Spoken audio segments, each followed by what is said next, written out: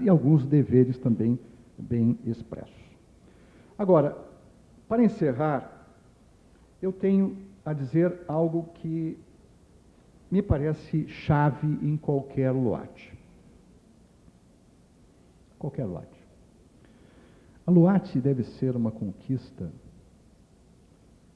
conquista filosófica, prática, de uma carreira que, como foi bem dito aqui, não se veja como fim em si mesmo, mas de uma carreira que também não esqueça da dignidade de todos os que por ela já passaram na ativa. Eu, pelo menos sempre que abordo esse assunto, estabeleço um condicionamento inicial. Eu ajudo a montar qualquer projeto. Nesse caso aqui eu só dei pareceres, não montei projeto. Mas eu ajudo a fazer sugestões com uma condição inarredável. Todos os direitos inerentes e conquistas inerentes à carreira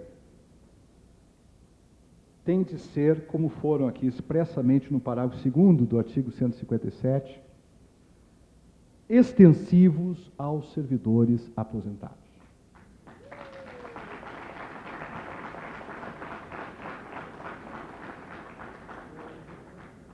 Por várias razões. A principal razão é a crueldade que eu já testemunhei em algumas negociações, a crueldade de alguns agentes políticos pouco escrupulosos, eu sei que não é o caso de Santa Catarina, mas que tentam jogar ativos contra inativos. E que tentam seduzir os ativos com o marshmallow, com a recompensa imediata, em detrimento do seu futuro, em detrimento da sua dignidade no futuro.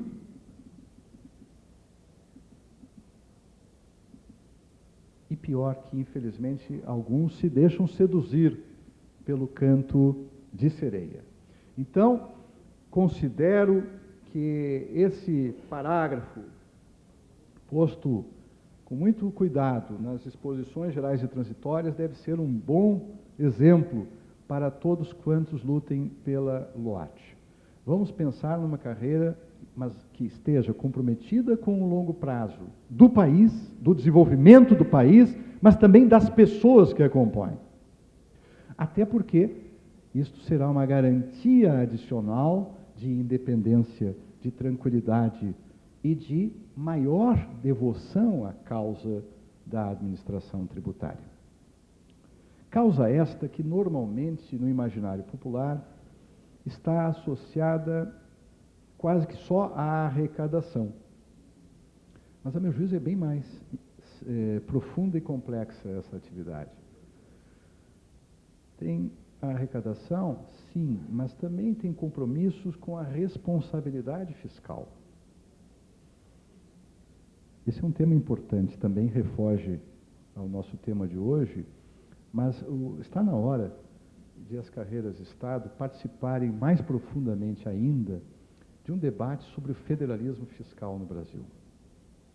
Nós precisamos pacificar o Brasil e impedir lutas fratricidas,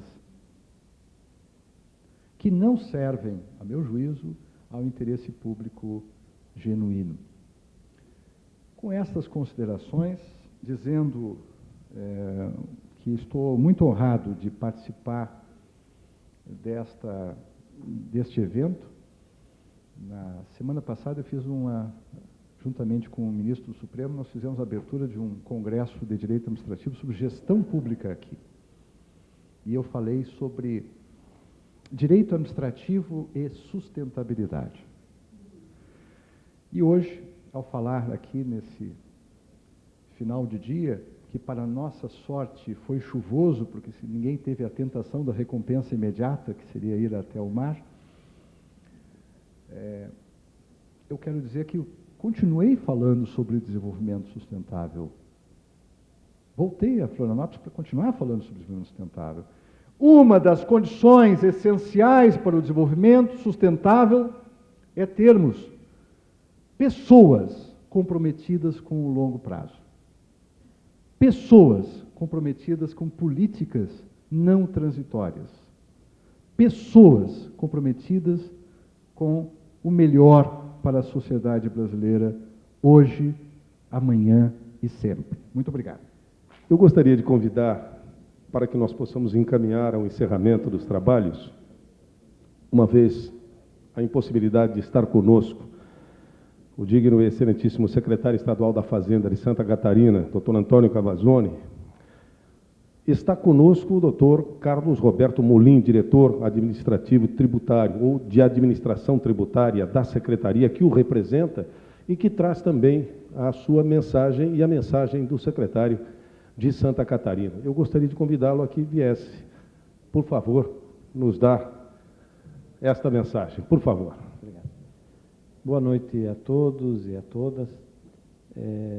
Eu quero inicialmente trazer a mensagem do secretário Cavazzoni, que realmente por conta de uma semana em que a agenda foi bastante tumultuada, especialmente em razão da reforma do ICMS que está em apreciação no Congresso Nacional e da sua participação lá no Senado e em outras reuniões que aconteceram em Brasília, ele não pôde se fazer presente hoje aqui, mas pediu que eu transmitisse a todos o desejo de um excelente seminário e que se reforce, né, que a sua posição de estar sempre ao lado da categoria, como ele já demonstrou em tantas ocasiões, certo? Então, o secretário hoje realmente teve uma agenda muito difícil e não pôde se fazer presente. Eu e o João Carlos Kunzle estivemos junto com ele em Brasília, acompanhando nas audiências públicas que ocorreram lá, em outras situações, e justamente em função da reforma do ICMS. É uma situação preocupante para o estado de Santa Catarina, imagino que para os demais estados ela também traga alguma preocupação. Claro que o resultado, a consequência dela nas finanças públicas de cada estado varia, de acordo com a característica econômica de cada estado, mas para Santa Catarina ela pode ter uma representatividade bastante importante, muito séria nas finanças públicas de Santa Catarina, podendo trazer para nós uma repercussão, uma perda de arrecadação de até 2 bilhões e 300 milhões de reais. Em função disso, em função dessa situação, estivemos lá, o secretário esteve participando de diversos eventos e na próxima semana isso voltará a ocorrer. É do conhecimento de todos, tramitam no Congresso Nacional um projeto de resolução do Senado que reduz a alíquota do ICMS nas operações interestaduais para 4%. No nosso caso aqui, nas operações intrabloco aqui Sul e Sudeste, e nas operações que destinam mercadorias para o Norte, Nordeste e Centro-Oeste, reduz para 4% já em 3 anos, já a partir de 2016. E isso traz um impacto muito forte, muito sério na nossa arrecadação. Além dessa medida, tramita a medida provisória 599, que trata de compensações, né? Tanto compensação pelas perdas propriamente ditas, por conta da mudança da alíquota interestadual, quanto a criação de um fundo de desenvolvimento regional. Além disso, tramita também um projeto de lei complementar que pretende flexibilizar o quórum do CONFAS para as decisões, especialmente para a aprovação de um convênio geral de convalidação dos benefícios fiscais que foram concedidos à margem do CONFAS. Enfim, é uma tentativa de se pôr fim à guerra fiscal. De um lado, e nós que somos técnicos, que trabalhamos que estudamos o tributo, o ICMS e o direito tributário, a gente olha isso, por um lado, com uma alegria de ver que está se tomando uma decisão no sentido de criar um mecanismo mais juridicamente sustentável. Afinal de contas, hoje, os benefícios concedidos à margem do CONFAS, eles são inconstitucionais, e isso traz para nós uma dificuldade de lidar com isso, né? Como já foi dito aqui, a categoria profissional do fisco, ela tem um comprometimento com a legalidade, com a correção de todo o procedimento arrecadatório. Então, isso por um lado, isso nos dá uma esperança de a gente ver uma administração do tributo de uma forma mais técnica. No entanto, a gente precisa, não há como deixar de observar que a consequência da reforma ela pode ser muito dura para os estados e que, é claro que num país onde 70% da arrecadação tributária está concentrada na mão da União, é um tanto incoerente falar em reforma tributária mexendo diretamente apenas no tributo estadual, muitas vezes retirando autonomia na administração do tributo estadual, quando o grande bolo de arrecadação tributária está na mão da União. São, enfim, as incoerências que nós conhecemos, com as quais nós lidamos no nosso dia a dia.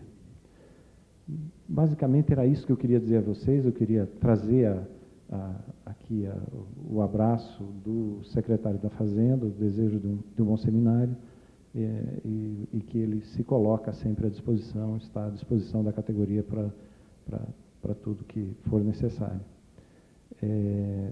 Quero ressaltar aqui, parabenizar o Sindifisco pelo seminário, pela organização, e realmente é um evento importante para fortalecimento do fisco, e acho que isso é fundamental. Okay? Muito obrigado. Também nos prestigia com a sua presença o deputado estadual e secretário de Estado do Desenvolvimento Econômico Regional, Renato Winning. Gostaríamos de dispor, oferecer-lhe o microfone também para a sua mensagem. Meu boa noite a todos e a todas. Uma alegria muito grande poder estar aqui na nossa casa, entre amigos e entre colegas, na família. E ouvi atentamente a brilhante exposição feita anteriormente, muito bem colocada, reflexões fundamentadas, importantes, e isso me fez recordar de batalhas já de muitos anos. Na verdade, esse assunto não é novo para nenhum de nós. E como lá no Rio Grande do Sul foi uma luta árdua, aqui também não é diferente.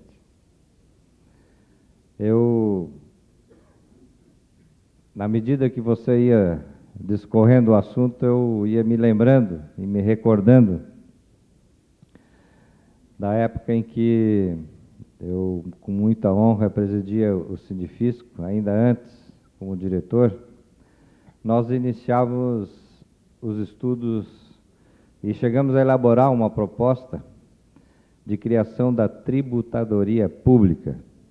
Eu tenho certeza que muitos de vocês que estão aqui se recordam disso.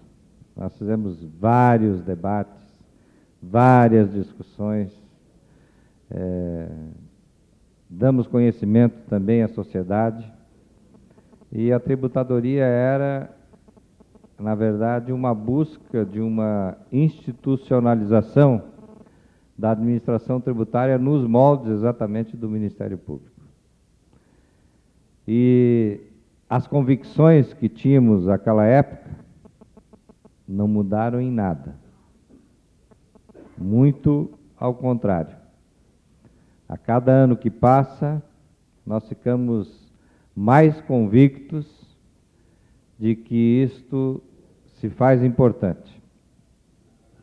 E não é porque agora eu sou deputado estadual e, portanto, milito politicamente, que eu mudei as minhas convicções neste aspecto. Eu não tenho dúvida de que a administração tributária precisa ter a sua autonomia e que os seus dirigentes precisam ser funcionários de carreira. E eu tive a oportunidade também de ser dirigente da área tributária. E não é porque eu era na época, funcionário de carreira, sou, que nós deixamos de quebrar paradigmas. Muitos paradigmas e que hoje estão implementados na administração tributária foram quebrados na época em que nós atuávamos como diretor de administração tributária. Junto com toda a equipe, num trabalho de convencimento, nós fomos mudando a filosofia de trabalho do fisco.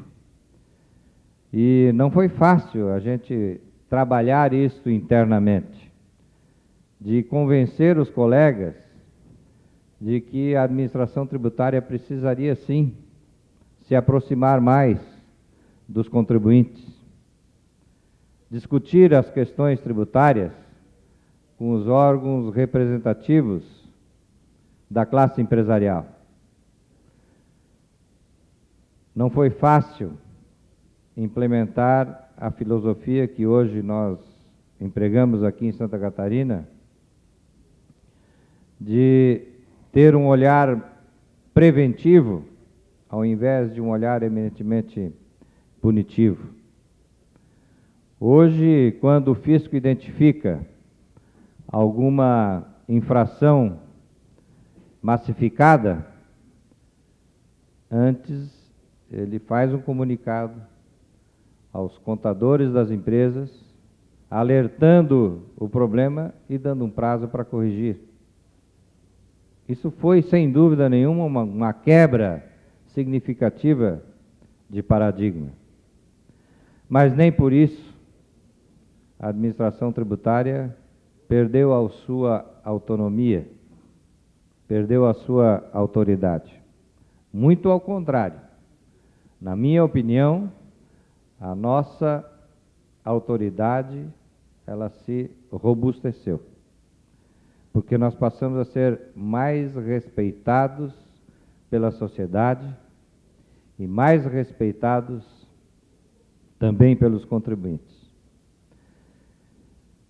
O que eu quero dizer com isso é de que nós não precisamos ter medo e nem vergonha de defender, de continuar defendendo a autonomia do fisco. Muito ao contrário, hoje eu tenho a convicção de que a classe empresarial e a sociedade compreende isso de forma muito mais fácil. A gente tem uma condição melhor de vender isso para a sociedade. E o nosso palestrante aqui, ele não entrou muito fundo na questão, foi sutil na afirmação, mas ela é absolutamente verdadeira, de que a classe política, os políticos, eles pautam as suas decisões pelo resultado de curto prazo. E as políticas públicas não podem ficar sujeitas única e exclusivamente por este tipo de tomada de decisão. Por isso que é importante ter nos órgãos vitais para o Estado este tipo de estruturação de funcionamento em que tenha autonomia e que seus dirigentes sejam funcionários de carreira. Porque aí, essa questão das políticas públicas, as suas decisões passarão a ser pautadas não só pelo efeito imediato, mas pela efetividade ou não da medida, não importando muito se o prazo para apresentar o resultado é de 6 meses, 1 ano, 2 anos, o importante é que ela aconteça. E eu confesso para vocês que eu tenho sofrido um pouco uma disputa interna quando eu tenho que decidir alguma coisa. A minha formação técnica e o meu caráter, a minha índole, me dizem sempre de que paute a tua decisão pela efetividade da medida, não paute pelo resultado, se é de imediato ou não. E eu tenho procurado fazer isso, mas confesso para vocês que não é nada fácil, porque às vezes, muitas vezes, a gente não tem a compreensão da classe política em relação a isso. E muitas vezes nós sofremos críticas quando a gente toma alguma decisão.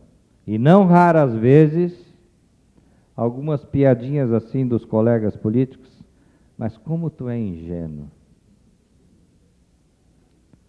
Tu não pensou na tua eleição? Tu não está pensando na tua eleição? Não, eu penso muito mais nos efeitos da minha decisão para a sociedade e para o bem-estar das pessoas. E quero estimular a classe fiscal de Santa Catarina e do Brasil inteiro a continuar perseguindo esse sonho. É de fundamental importância que nós consigamos avançar nisso. E de minha parte, vocês não precisam ter nenhuma dúvida que eu estarei de forma muito clara e aberta, e de peito aberto, para defender com galhardia esta proposta, sem medo de ser feliz e sem medo de apresentar uma proposta importante para o Estado e para a sociedade. Parabéns, muito obrigado. Eu quero convidar para o fechamento dos nossos trabalhos, que, como eu disse, seria o mais informal que a formalidade nos permitisse, até porque, embora tudo o que se disse aqui fosse do interesse de todos, é um trabalho relativamente duro, sim. Uma tarde toda sentado, observando, acompanhando, atento, para que o raciocínio possa juntar as coisas. Por isso, eu tenho também que agradecê-los pelo carinho, pela atenção, embora do interesse de todos. Eu convido o presidente do Sindifisco, promotor deste evento, ao lado da FESC, Fabiano Dadan-Nau, para a sua fala final. Por favor. Boa noite, pessoal. É com uma imensa alegria que nós chegamos ao final de mais este evento. Começamos os trabalhos às 14 horas, já passa um pouco das 19, estamos todos aqui participando ativamente, com atenção, num tema que é de extrema importância para nós. Aquilo que nós vivenciamos aqui nessas 3 palestras que assistimos, ficou muito claro que, se pensarmos de forma imediata, se quisermos o resultado amanhã, teremos um resultado, mas não será o resultado que esperamos.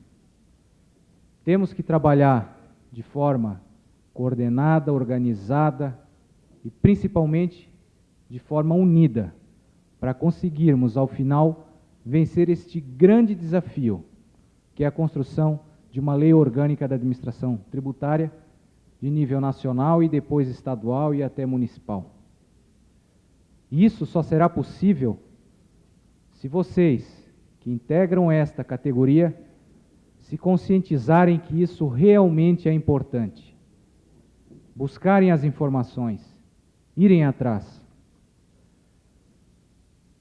Tem uma frase que diz mais ou menos assim: uma ideia pensada sozinho é apenas um sonho. Essa ideia, quando é pensada de forma coletiva, se transforma numa meta. É mais ou menos esse o pensamento. Que esse pensamento realmente reproduza em nossas mentes a vontade de nós alcançarmos este objetivo. Não vai ser fácil, como nada foi fácil até esse momento, para nós chegarmos no patamar ou no nível que hoje nós estamos. Muitos caminhos foram trilhados pelos nossos hoje aposentados. A história que eles têm é uma história de muito trabalho, muita perseverança, muitos desafios vencidos, e essa história nós não podemos perder. Sempre que possível temos que tentar resgatá-la, para não esquecermos que se quisermos chegar lá na frente, naquele outro objetivo ainda maior, talvez, a gente se lembre dos nossos antecessores, das dificuldades que enfrentaram e principalmente da vitória que obtiveram. Eu quero aqui agradecer a presença de todos, de coração, principalmente dos nossos colegas do Fisco Brasileiro, que aqui nos acompanharam nessa tarde de hoje e nos últimos 2 dias reunidos lá no Majestic, discutindo questões importantíssimas da FENAFISCO, posicionamentos estruturais que a FENAFISCO deve ter também para poder participar ativamente na sociedade. E ao final desse encontro lá no centro, nós concluímos que dentro da própria FENAFISCO nós temos que ter uma preparação e um estudo ainda maior sobre grandes temas do nosso país. Posições que a nossa federação tem que ter para poder chegar no debate nacional, firmando posição, marcando território, interagindo com a sociedade naquilo que a sociedade deseja. Tínhamos também a previsão aqui de contar com a presença do deputado federal Décio Lima, que por razões plenamente justificáveis não pôde se fazer presente até esse momento. Ele está na Fiesc com toda, vamos dizer assim, o PIB de Santa Catarina, discutindo com as empresas da União a respeito dos traçados das ferrovias que vão atravessar o nosso estado e permitir que o desenvolvimento aconteça ainda de forma mais acelerada, pois ele coordena o Fórum Parlamentar Catarinense e é o autor da nossa PEC 186 de 2007, que trata dessa obrigatoriedade da construção de uma lei orgânica da administração tributária de normas gerais, desse disciplinamento nacional para que os estados, municípios e a própria União também siga.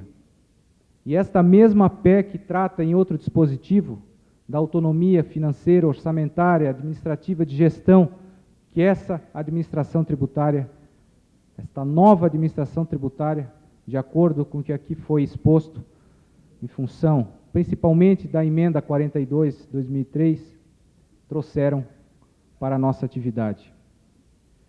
O deputado Décio, que agora também preside a Comissão de Constituição e Justiça na Câmara dos Deputados, uma comissão importantíssima, a principal comissão de trabalho dentro da Câmara dos Deputados, e que é o autor desta nossa PEC. E eu costumo brincar, se agora ela não andar, não anda mais. Mas esta pressão nós temos também que fazer nos nossos parlamentares, não só aqui de Santa Catarina, mas vocês aqui dos outros estados têm que continuar fazendo esse trabalho de convencimento com os parlamentares de seus estados. Essa soma de esforços, essa união de pensamentos é que vai fazer com que a gente atinja esse grande objetivo que nós desejamos. Eu quero também já deixar anunciado que no dia 15 de abril encerramos a entrega